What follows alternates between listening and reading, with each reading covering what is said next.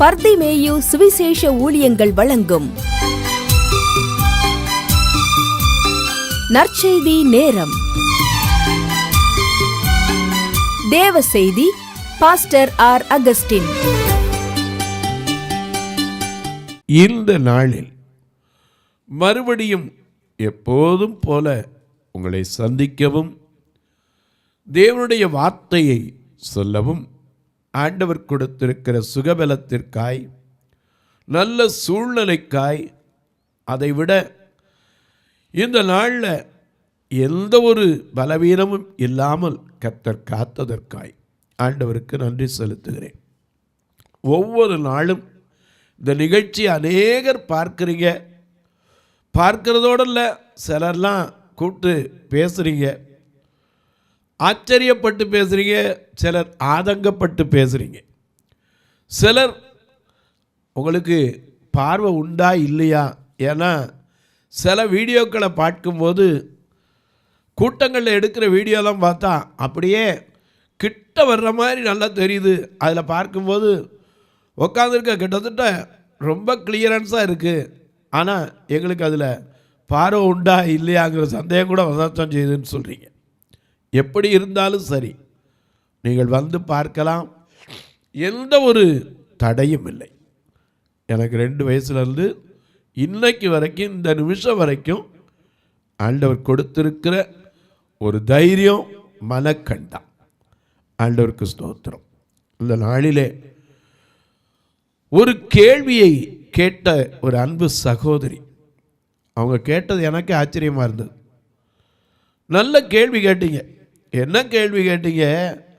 ஐயா, இன்றைக்கு இருக்கிற சட்டங்கள், திட்டங்கள், எல்லா சூழ்நிலைகளையும் பார்க்கும்போது பரிசுத்தமாய் வாழ நினைக்கத்தான் முடியுது, ஆனால் வாழ முடியலை அப்படின்னீங்க. ஏன்னு கேட்கும்போது சொன்னீங்க, சுப்ரீம் கோர்ட்டே தீர்ப்புகளெல்லாம் கொடுத்துருக்கு, ஆணுக்கு ஆண், பெண்ணுக்கு பெண், அவருடைய விருப்பத்தை ஏன் தடை செய்ய வேண்டும் என்று சொல்லுகிற சட்டங்கள் வந்திருக்கிறது. இவைகளெல்லாம் கேட்பதற்கு எவ்வளவு அருவருப்பாய் இருக்கிறது. இப்படிப்பட்ட சூழ்நிலையில் எப்படி ஐயா வாழ முடியும்? ஏன்னா ஃப்ரீடம் கேட்குறாங்க, பல விதத்தில் ஃப்ரீடம் கேட்குறாங்க. I need a freedom for food, I need a freedom for sex, இன்னும் I need freedom for any activity என்று ஒவ்வொரு காரியத்திலும் கேட்கிறேன். நம்ம சுதந்திரம் பெற்ற இந்தியாவில் தான் இருக்கிறோம். ஆனால் இன்னும் அநேகர் இன்றைக்கு கூட சுதந்திர தியாகிகளும் பென்ஷன் வாங்கி கொண்டிருப்பதை கூட நாம் அறிவோம். ஆனால் அநேகருக்கு என்னென்னா, என்ன வேணாலும் சாப்பிட்றதுக்கு ஃப்ரீடம் வேணுங்க, மதத்தை பின்பற்றதுக்கு ஃப்ரீடம் வேணும். we need a freedom for religion, not only that we need a freedom for sex அப்படின்லாம் கேட்குறாங்களே. இப்படி இருக்கிற உலகத்தில் எப்படி ஐயா பரிசுத்தமாய் வாழ முடியும்? இதற்கு வாழ்ந்தவர்களை கொஞ்சம் எங்களுக்கு காட்டி ஆலோசனை கொடுக்க முடியுமா என்று கேட்டீங்க. உண்மைதான், வேதத்தில் இல்லாத ரகசியமே இல்லை. ஒன்றை தெரிஞ்சுக்கங்க, வேதம் அன்றைக்கும் சரி, இன்றைக்கும் சரி, என்றைக்கும் மாறாதது. அது காலங்கள் கடந்து பேசக்கூடியது. அன்னைக்கு இருந்ததா இன்னைக்கு இருக்கு. அதனால தான் எத்தனையோ காலங்கள் மாறினாலும் இந்த வேத வசனம் கேட்க கேட்க தெவிட்டாத ஒரு அமுதை போல இருக்கிறது என்று சொல்லலாம். இந்த நாளில் உங்களுடைய கேள்விக்கு பதில் சொல்ல நான் கடமைப்பட்டிருக்கிறேன். தயவு செய்து இந்த நிகழ்ச்சியை பார்க்கிற நீங்கள் உங்கள் வேதாகமத்தை எங்கே இருந்தாலும் சரி, கையில் தேடி எடுத்து ஒரு வசனத்தை திருப்புங்க. 1 சாமுவேலின் புஸ்தகம் 2வது அதிகாரம் 26வது வசனத்தை எல்லாம் திருப்பி வைப்பீங்களா? பெரியவங்க, சின்னவங்க, கொஞ்சம் மெதுவாக திருப்புறவங்க, சிலர் அந்த புக்கினுடைய இண்டக்ஷனை பார்த்து எடுக்கிறவங்க, எல்லாரும் எடுக்கிற வரைக்கும் நீங்களும் நானும் ஒரு பாடலை பாடுவோமா? அல்லேலூயா,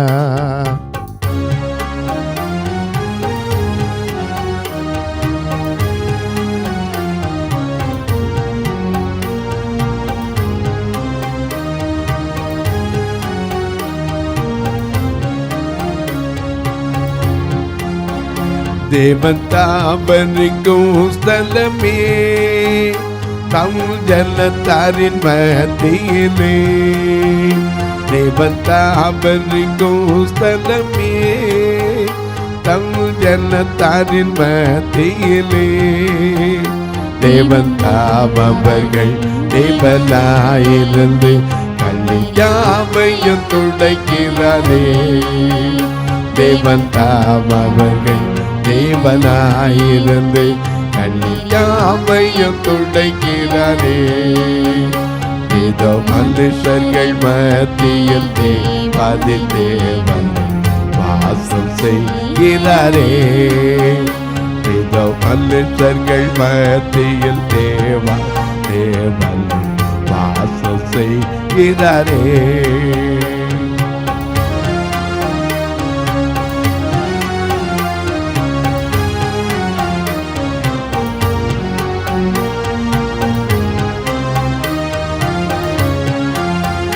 தேவன் தாவரிக்கும் ஸ்தலமே, தம் ஜனத்தாரின் மத்தியிலே. தேவன் தாவரிக்கும் ஸ்தலமே, தம் ஜனத்தாரின் மத்தியிலே. தேவன் தாமவர்கள் தேவனாயிருந்து கல்யாமையும் துடைக்கிறாரே. தேவன் தாமவர்கள் தேவனாயிருந்து கல்யாமையும் துடைக்கிறாரே. இதோ மனுஷர்கள் மத்தியில் தேவன் வாசம் செய்கிறாரே. இதோ மனுஷர்கள் மத்தியில் தேவாதி தேவன் வாசம் செய்கிறாரே. எல்லாம் எடுத்திருப்பீங்க. இங்கேயும் வாசிக்க சொல்லட்டா, 1 சாமுவேல் 2ஆம் அதிகாரம் 26ஆம் வசனம். சாமுவேல் என்னும் பிள்ளையாண்டானோ. நல்ல கவனிங்க, சாமுவேல் என்னும் பிள்ளையாண்டான் அப்படின்னு எழுதலை. இங்க எப்படி எழுதியிருக்கு? சாமுவேல் என்னும் பிள்ளையாண்டானோ. அப்ப அதுல கமா வைக்கிற மாதிரி எழுதியிருக்காரு. அதுக்குள்ள ஒரு ஆச்சரியப்படத்தக்க காரியம் இருக்கிறது. நல்ல கவனிங்க, மொழியில தமிழ் மொழி போல ஒரு இனிதான மொழி எங்கும் இல்லை. அதனால தான் நாம் படிக்கும்போது சொல்லி கொடுத்தாங்க, யாமறிந்த மொழிகளிலே தமிழ் மொழி போல் இனிதாவது எங்கும் காணோம். அது மட்டுமல்ல, இதை கொஞ்சம் கவிஞன் கூட கொஞ்சம் பாடினா தமிழுக்கு அமுதுன்னு சொன்னான். எனக்கு அன்பானவர்களே, தமிழ்ல இருந்தால் நிறைய மொழிகள் பிரிந்ததாகவும் நம் சரித்திரம் சொல்லுகிறது. ஏன்னா பண்டை தமிழில் மலர்ந்த வணிகர் தெலுங்கு, துளு, மலையாளம், கண்டை நிகர் கன்னடம் எனும் மொழிகள் கமலக்கலைகள் சிறந்த நாடு என்று இந்த தமிழ்நாட்டை குறித்து பாராட்டப்படுகிறது. இன்னும் சொல்லப்போனால் காவேரி தென்பண்ணை பாலாறு தமிழ் கண்டதோர் வைகை பொருணை நதி இன்னும் மேவிய 6 பலவோட திருமேனி செழித்த தமிழ்நாடு என்று இந்த தமிழை குறித்து அநேக காரியங்களை நாம் கற்றிருக்கிறோம். இந்த தமிழில் எழுத்துக்கள் அநேகம், ஏன்னா 126 எழுத்துக்கள். இந்த எழுத்துக்களில் அந்த ஓகாரம், ஏகாரம் என்றெல்லாம் இருக்கு. இங்க அழகா எழுதியிருக்காரு, சாமுவேல் என்னும் பிள்ளையாண்டானோ பெரியவனாக வளர்ந்து. எப்படி எழுதியிருக்கணும்? சாமுவேல் என்னும் பிள்ளையாண்டான் பெரியவனாய் வளர்ந்து மனுஷருக்கும் கர்த்தருக்கும் மனுஷருக்கும் பிரியமாக நடந்து கொண்டான்னு தானே எழுதியிருக்கணும். ஆனா இங்க எழுதியிருக்கிறது எப்படி எழுதியிருக்கு? சாமுவேல் என்னும் பிள்ளையாண்டானோ. அப்போ அதற்குள்ள இருந்தவர்கள அவனை குறித்து எஸ்பெஷலா அல்லது அவனை குறித்து கொஞ்சம் காரியங்களை அறிந்து கொள்வதற்காக வேதத்தை மொழிபெயர்த்தவர்கள். ஏன்னா ஆங்கில வேதாமத்தை படிக்கிறவங்க நிறைய பேர் இருக்கீங்க. ஆனால் அதில் so many interpretation, so many translations are available in English Bible. கர்த்தருக்கு ஸ்தோத்திரம். ஏன்னா நிறைய எடிஷன்லாம் இருக்குது. ஆனால் தமிழில் இன்றைக்கு அநேக மொழிபெயர்ப்புகள் வந்திருந்தாலும் பழைய காலத்தில் மொழிபெயர்த்த அநேக வேதத்தை தாகம் கொண்டு மொழிபெயர்த்த மக்கள் ஆவியானவர் கைகளில் ஒப்புவித்து காத்திருந்து அதை எப்படி இன்டர்பிரட் பண்ண வேண்டும், அதாவது மொழிபெயர்ப்பாளர்களாய் இருந்து அதை எப்படி செய்ய வேண்டும் என்பதை அறிந்து புரிந்து கொள்ளக்கூடிய விதமாய் அதை எழுதியிருக்காங்க. அதனால தான் இங்கே எழுதியிருக்கு, சாமுவேல் என்னும் பிள்ளையாண்டானோ. அப்போ என்ன அர்த்தம்? அதுக்குள்ள இருந்தவங்க ஏராளமாக இருந்திருக்கலாம். ஆனால் அதில் ஒருத்தனை குறிப்பிட்டு எழுதுறதுக்கு தான் சாமுவேல் என்னும் பிள்ளையாண்டானோ அப்படின்னு சொல்லிட்டு நிப்பாட்டல. என்ன சொல்றாரு? பெரியவனாக வளர்ந்தது மட்டுமல்ல, வளர்ந்து கர்த்தருக்கும் மனுஷருக்கும். என்னங்க நல்லா யோசிச்சு பாருங்க, ரெண்டு பக்கம் பிரியமா இருக்க முடியுமா? கலாத்தியர் 1:10 பவுலே கேட்கிறார். என்ன கேட்கிறார்? கலாத்தியர் 1:10 வாசிக்க கேட்போம். இப்பொழுது நான் மனுஷரையா, நல்ல கவனிங்க, பவுல் கேட்கிறார், நான் மனுஷரையா தேவனையா யாரை நாடி போதிக்கிறேன்? மனுஷரையா பிரியப்படுத்த பார்க்கிறேன். நான் இன்னும் மனுஷரை பிரியப்படுத்துகிறவனாய் இருப்பேனானால் நான் கிறிஸ்துவின் ஊழியக்காரன் அல்லவே என்று பவுல் சொல்லுகிறார். ஒருத்தரை பிரியப்படுத்தலாம், மனுஷரை பிரியப்படுத்தலாம் அல்லது தேவனை பிரியப்படுத்தலாம். அதனால தான் நாம் சொல்லும்போது கூட சங்கீதம் 19 கடைசியில் சொல்கிறோம், எங்கள் கண்மலையும் எங்கள் மீட்பருமாகிய கர்த்தாவே, எங்கள் வாயின் வார்த்தைகள் எங்கள் இருதயத்தின் தியானம் உம்முடைய சமூகத்திலே பிரீதியாய் என்றால் ஏற்றதாய் உகந்ததாய் இருப்பதாக என்று சொல்லுகிறார். ஆனால் இங்கே இந்த மனிதன் வாழ்ந்த இடம், சூழ்நிலை அவனுக்கு சாதகமாய் இருந்தது என்று சொல்லவே முடியாது. எனக்கு அன்பாலே, ஒரு மனிதனுடைய இருக்கிற இடத்தை பொறுத்து தான் அவனுடைய தன்மை மாறும் என்று சொல்லுகிறான். ஏன்னா வள்ளுவன் நமக்கு எழுதி கொடுத்தார், நிலத்தியல்பால் நீர்திரிந்தற்றாகும் மாந்தர்க்கு இனத்தியல்பதாகும் அறிவுன்னார். என்ன அர்த்தம்? தண்ணி இப்போ நீங்கள் தோன்றீங்க, போர் போடலாம், கிணறு தோண்டலாம். இப்போ கிணறு தோன்றதில்ல, அநேகர் என்ன செய்கிறோம், போர் தான் போடுறோம். ஆனால் ஒரே தெருவுக்குள்ள சில இடத்துல என்ன கிடைக்கும்? நல்ல தண்ணி கிடைக்கும். சில இடத்துல என்ன செய்யும்? உப்பு தண்ணி கிடைக்கும்.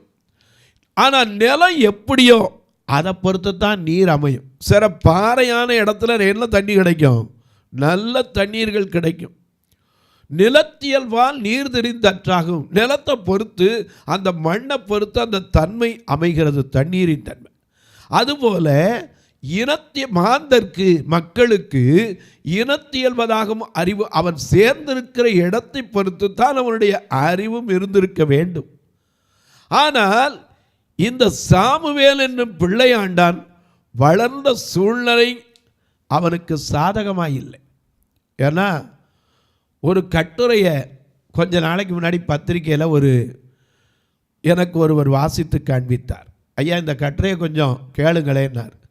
என்னன்னு? பத்திரிக்கையில் வந்தது, நான் கொஞ்சம் எடுத்து வச்சுருக்கேன், இதை கேளுங்கன்னார். கொஞ்சம் வாசிங்கன்னா அதில் என்ன இருந்து ஒரு பெரிய articles எழுதியிருந்தாங்க. எழுதியிருந்தால we need freedom for food, சாப்பிட்றதுக்கு எங்களுக்கு சுதந்திரம் வேணும். ஏன்னா ஒரு காலத்தில் இதே தமிழ்நாட்டில் நீங்களும் நானும் இருக்கிறோம். அதாவது பீஃப், மாட்டிறைச்சி இருக்கேன், இதை குறித்து பேசாதவங்க பாக்கி இருந்திருக்கவே முடியாது. ஏன்னா இதை குறித்து பெரிய தர்க்கங்கள்லாம் வந்ததை நாம் மறந்திருக்க முடியாது. ஏன்னா ஒரு பக்கம் ஜல்லிக்கட்டுக்காக மல்லுக்கட்டு மெரினாவில், இன்னொரு பக்கம் மாட்டிறைச்சி சாப்பிட்டா நாட்டுக்குள்ளே இருக்கக்கூடாது, மாட்டு இறைச்சியை தொடக்கூடாது, சிலர் ஜல்லிக்கட்டு வைக்கணும், சிலர் வைக்கக்கூடாது, சிலர் மிருகத்தை துன்பப்படுத்துகிற மாதிரி இருக்குது. இப்படி பல காரியங்கள் நடந்த நேரத்தில் இந்த பீஃபை குறித்து பேசுனது ஏராளம் ஏராளம் ஏராளம். பேசாதவங்க இருக்கவே முடியாது. கிறிஸ்தவர்களும் கூட சொன்னாங்க. என்ன சொன்னாங்க தெரியுமா? மார்க்கு 7:20 கொஞ்சம் பாருங்க.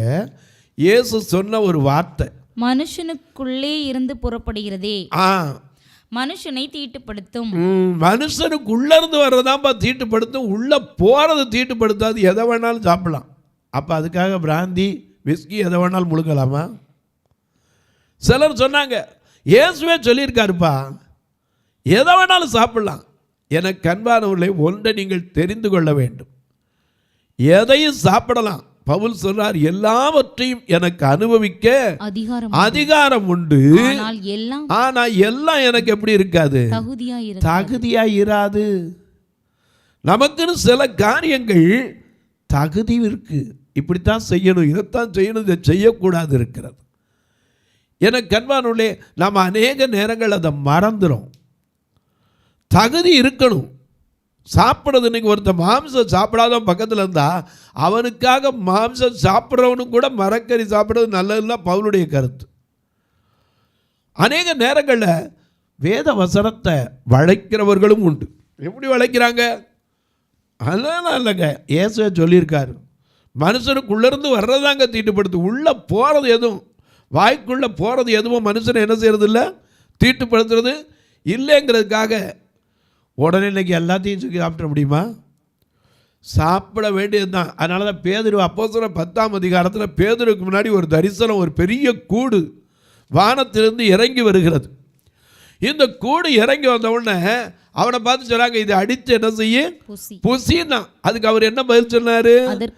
அதற்கு பேதுரு, அப்படி அல்ல ஆண்டவனே, தீட்டும் அசுத்தமுமாய் இருக்கிற யாதொன்றையும் நான் ஒரு காலம் புசித்ததில்லை என்றான். புசித்ததில்லை என்றான். ஏன்னா சில புசிக்க கூடாத காரியங்களை எழுதியும் வைத்திருக்கிறார். லேவியராகமத்திலே 11ஆம் அதிகாரத்திலே 29ஆம் வசனத்திலே சில காரியங்களை தரையில் ஊறுகிற பிராணிகளில் உங்களுக்கு அசுத்தமானவைகள், சில அசுத்தமானவைகளும் இருக்கு. தீட்டுள்ளது அசுத்தம்னா, அசுத்தம்னா என்ன தெரியணும்? அசுத்தமானவைகள் எவையெனில் பெருச்சாளி, பெண்டிகூட் என்று ஆங்கிலத்தில் சொல்லுகிறோம். இந்த பெருச்சாளி என்னது? மனுஷருக்குள்ளேயும் பெருச்சாளி இருக்கு. வீட்டை கெடுக்கிற பெருச்சாளி. இன்னைக்கு எத்தனை வீட்டுக்குள்ளே ஒரு பெருச்சாளி இருந்தால் போதும், அந்த வீடை என்ன ஆயிரும், எங்கே பார்த்தாலும் பொந்து போட்டுரும். பெருச்சாளி எலி. ஏன்னா இது எதை வச்சாலும் தூக்கிட்டு போய் எங்காவது போட்டுரும், திருடும். இன்னைக்கு எத்தனை வீட்டுக்குள்ள எலிகள் உண்டு, பெருச்சாளிகள் உண்டு. அது மட்டுமல்ல, சகலவித, வாசிங்க பார்ப்போம், சகலவிதமான ஆமைகள், உடும்பு, பிடிவாதம். இன்னைக்கு எத்தனை குடும்பத்தில் கணவன் மனைவிக்குள்ள பிடிவாதம் உள்ள உடும்பு குணம். உடும்பு, ஆளுங்குனா நத்தை, ஓணான் எப்பவும் எங்க நிற்கும்? வேலையிலே தான் நிற்கும். பச்சோந்தி, பல்லி எப்படா இற கிடைக்கும், வாயை திறந்துருக்குது.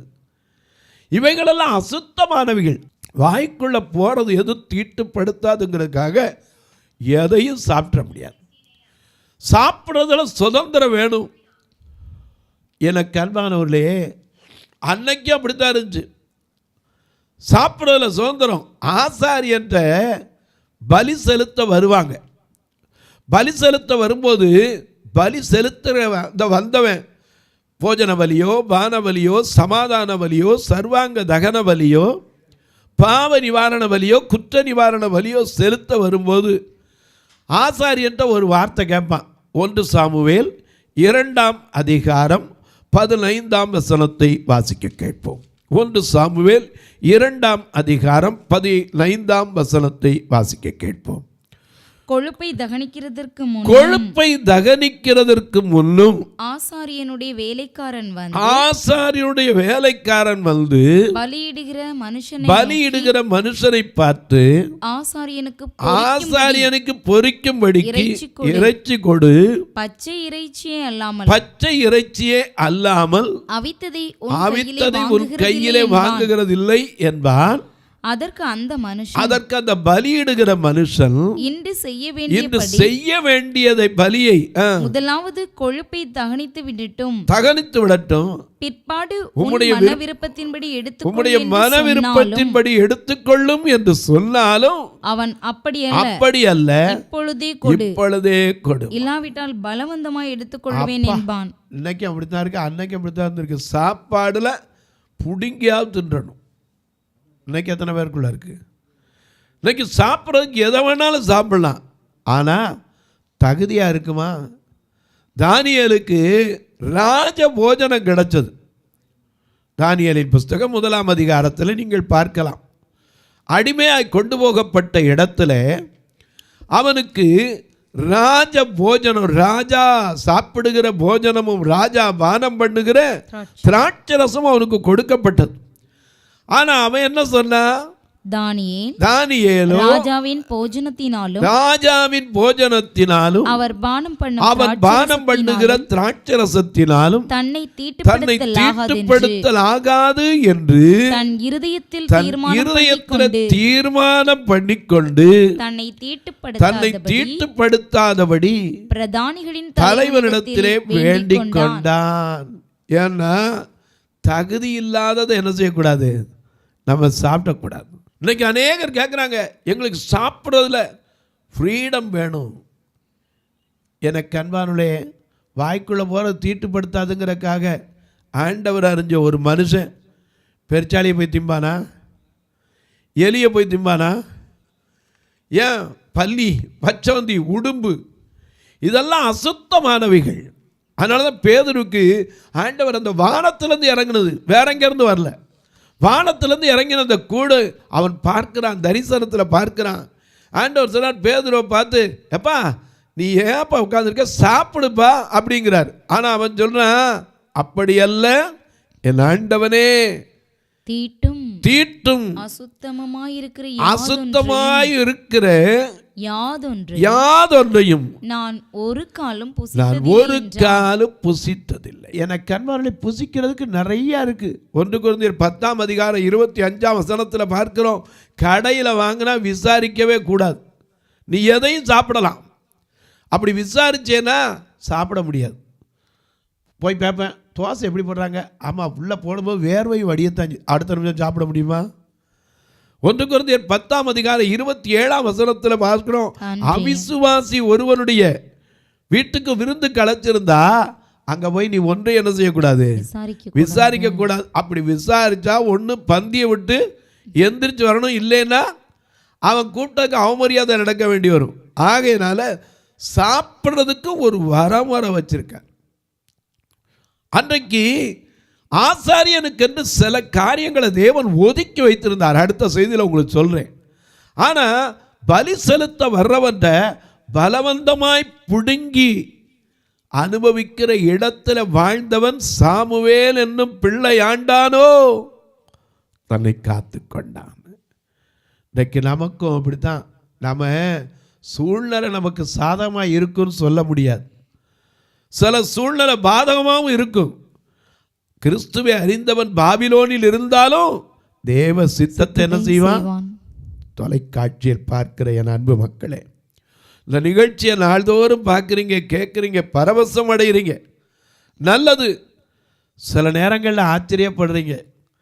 வேத வசனத்தை ஆராய்ந்து பார்த்தா தான் நாம் நற்குணசாலிகிட முடியும். அதனால தான் அன்னைக்கு சொன்னார், அந்த பெரேயா பட்டணத்தார் காரியம் இப்படி இருக்கிறதா என்று வசனத்தை ஆராய்ந்து பார்த்ததினாலே தெசலோனிக்க அவனோட நற்குணசாலிகளாக இருந்தார்கள் என்று வேதமே சாட்சி சொல்லுகிறது. இந்த நிகழ்ச்சியை பார்க்கிற நீங்கள் இதுக்காக ஒரு ஜெபம் பண்ணுறீங்களா?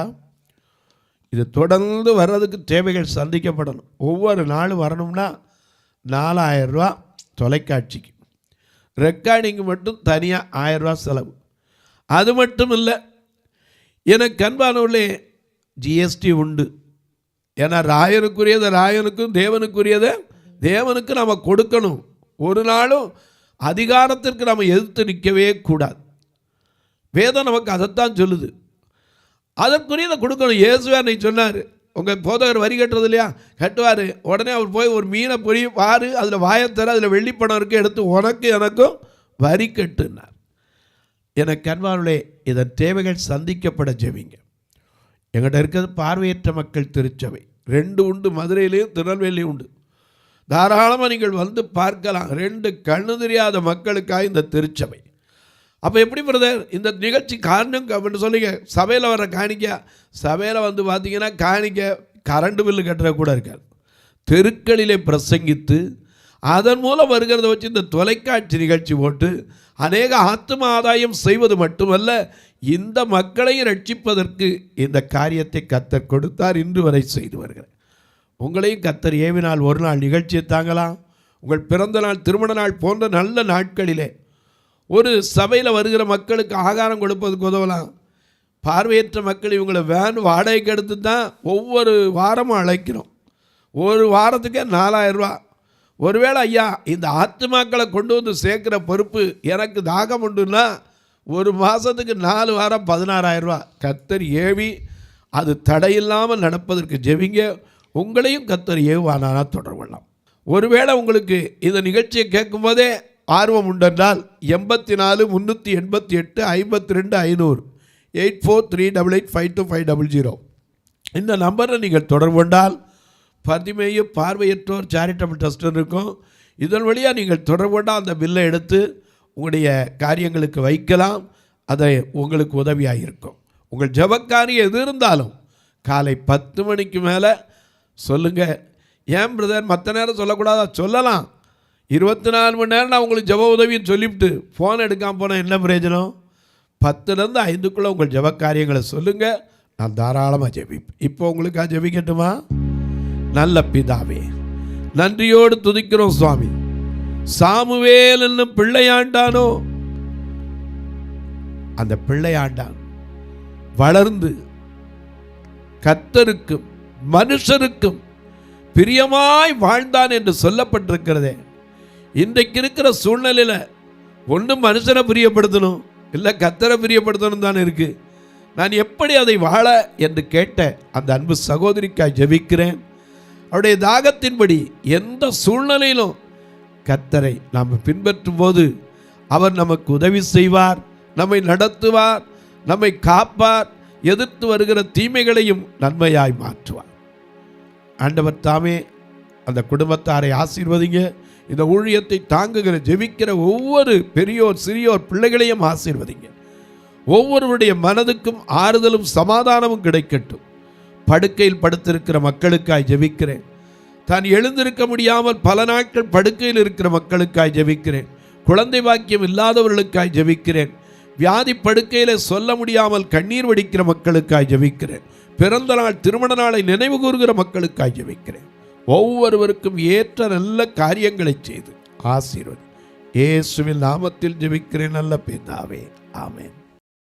சபை ஆராதனை ஞாயிறு காலை 10 மணி முதல் 12 மணி வரை. இடம் பர்திமேயு சுவிசேஷ ஆலயம், அன்னை சத்யா நகர், இளமனூர் அஞ்சல், சக்கிமங்கலம் வழி, மதுரை மாவட்டம். பின்கோட் 625201 மற்றும் பர்திமேயு சுவிசேஷ ஜெப வீடு, பிளாட் நம்பர் 107, ஏதேன் கார்டன், முத்தூர், திருநெல்வேலி. பின்கோட் 627011. சிறப்பு உபவாச கூட்டம் ஒவ்வொரு மாதமும் 2வது சனிக்கிழமை காலை 10 மணி முதல் 1 மணி வரை நாகர்கோவில் YMCA ஹாலில் வைத்து நடைபெறுகிறது. மற்றும் ஒவ்வொரு மாதமும் 4வது சனிக்கிழமை காலை 10 மணி முதல் 1 மணி வரை திருநெல்வேலி புதிய பேருந்து நிலையம் அருகில் உள்ள கிரேஸ் ஹாலில் வைத்து நடைபெறுகிறது. எங்கள் எல்லா ஆராதனைகளிலும் கலந்து கொண்டு தேவனை மகிமைப்படுத்த அன்பாய் அழைக்கிறோம்.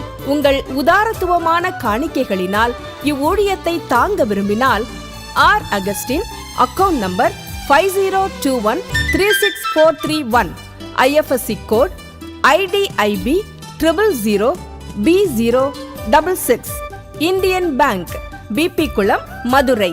ஜிபே நம்பர் 9842181917, BGM மினிஸ்ட்ரீஸ் மற்றும் 9442559772, பிளைண்ட் மினிஸ்ட்ரீஸ் அகஸ்டின்.